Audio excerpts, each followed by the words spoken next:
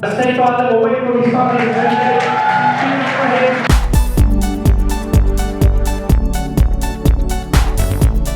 Assalamu alaikum, brother Saif. How are you? I'm really good, thanks. You? I'm good, very well, thank you. How has your tour been going? It's been going really good. We're on our last day now, so it's really interesting. We've all bonded as a team, so I'm really happy so far.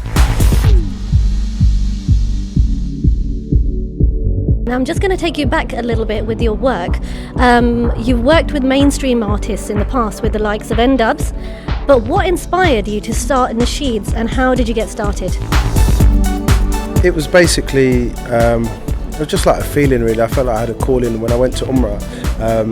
When I came back, I was pitched to write, I had a new list of artists to write for, which was like, one was Jason Derulo, and then I had the pitch, read through it, and I just thought, you know what, I want to do something different. And coming back from Umrah, it just made me feel a bit more enlightened spiritually and connected.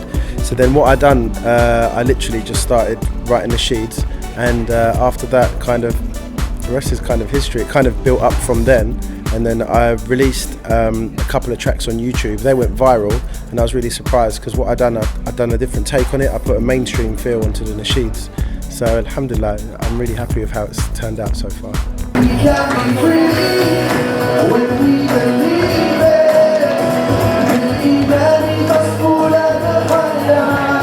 Heart of a Muslim, believe and trust in Allah, just a few of the Nasheeds you have written. What experiences have you come across in life and what made you write those Nasheeds? You see, I come from a different part. Being a British Muslim, it's very different. I don't really go through many hardships. I feel like, alhamdulillah, I'm very lucky that my parents worked very hard. They came over from Iraq to the UK in 1980, studied their PhDs and stuff. So alhamdulillah, they've worked so hard for our family that I haven't experienced many hardships. Within music, in the mainstream, they don't really go on colour, religion, they kind of go on talent. And alhamdulillah, like, I feel that I've built a lot of skills when I was in the mainstream, which allowed me to implement into my Nasheeds. So when people look at it as a product, they can't really say anything negative about it because it's a clean product with a clean message. MashaAllah, that's a great blessing to have. I wanted to focus on your video quickly. After hardship comes ease. Can you tell us, where is that building in the world which has its windows as the shape of Allah in Arabic? It's a mosque in Indonesia, and we was actually the first people, like kind of like the representative of that town. I can't remember the exact town of it or the city, but we were the first people they've ever let to shoot a video on the actual grounds. It's actually a modern mosque, and I thought it was really important because it kind of intertwines with what the Nasheeds are all about. It's about bringing modern world back into sort of Islam and trying to be a bit more creative rather than just doing the obvious, repeating like Allah, Allah, Allah. I wanted to do something a bit more creative that would bring in the youth a bit more, because after all, that's what they're listening to in the mainstream. They're hearing these new kind of sounds from like One Direction and all these people. So I thought they are, and they are good songs. Some are got good messages and some are got bad messages. So I thought, let me try and put them through a filter, purify all of that, and then give it out to the Muslims. When we take on the world, all the diamonds and pearls, couldn't take me away from your smile and your love. And I know you feel lost, and you wanna give up. After every hardship comes in, hardship comes in. You've been on the same stage with artists like Outlandish, Rafe, and now Preacher Moss. Who else would you most like to be with on tour? It's been amazing. I mean, since I've started, probably it's been about 2 years now, and I've been with like Zayn Bikar, Mahir Zayn, Sami Yusuf. I've literally all of them. So within these last years, we've kind of covered a lot of ground. So, and I didn't expect that. I didn't plan for that. So sometimes I always just feel I just leave it to Allah and see where it takes me. But so far, I've really enjoyed my experiences. I've connected very well with the sort of like industry giants, you could say.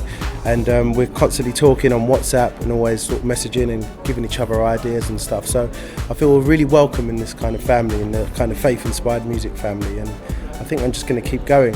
In terms of collaborations and working with, I feel like I've worked with everyone so far. So yeah. So mashallah, you achieved quite a lot in such a short space of time. Yeah, I think it goes back to having a strong mission, like in terms of my mission was to literally cover a lot of ground very fast and use social media as a tool. I kind of come from the era where social media plays a big impact in my career. So you've got people like Sam Yusuf from before, where Twitter wasn't involved, YouTube wasn't involved, and nothing. So I thought, okay, this is the times. Let me try and work with what the tools that we have, and spread the message. Because after all, it's all about spreading the message. It's not about money, it's not about fame, it's all about just getting the message to as many people as possible.